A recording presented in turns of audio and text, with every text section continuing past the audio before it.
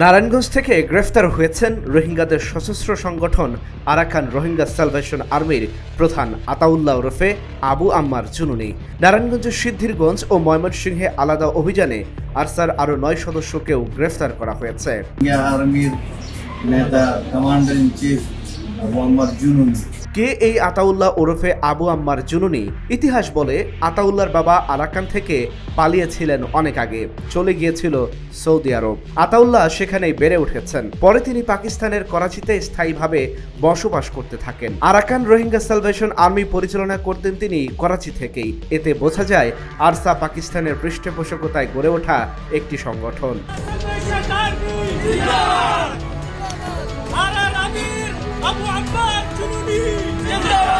ARSA সশস্ত্র আন্দোলন শুরু করার আগে তারা ইয়াকিন নামে ক্ষুদ্র একটি রাজনৈতিক দল গঠন করেছিল।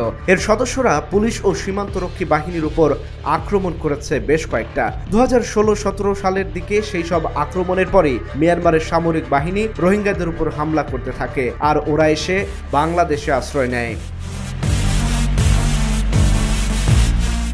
তাই রোহিঙ্গাদের বর্তমান দুর্দশার জন্য আরসাকে দায়ী করা হয়। কক্সবাজারের রোহিঙ্গা ক্যাম্পে মহিবুল্লাহ মাস্টারের হত্যার জন্য আরসা দায়ী। মহিবুল্লাহ মাস্টার আরসার এসব সন্ত্রাসী কর্মকাণ্ড সমর্থন করতেন না। তিনি রোহিঙ্গাদের অধিকার আদায় করার জন্য রাজনৈতিক কর্মকাণ্ড, আন্তর্জাতিক চাপ এইসবের উপর অধিক ভরসা করতেন। তাছাড়া আরসা রোহিঙ্গা ক্যাম্পে চাঁদাবাজি করে, ইয়াবা ব্যবসা থেকেও টাকা নেয়। রোহিঙ্গা ক্যাম্পে অস্ত্রশস্ত্র রাখা, অস্ত্রের জোরে পুরো রোহিঙ্গা ক্যাম্প গোলাগুলিতে প্রভাব বিস্তার করার প্রতিবাদ করতে গিয়ে প্রাণ দিতে হয়েছে মহিবুল্লাহ মাস্টারকে।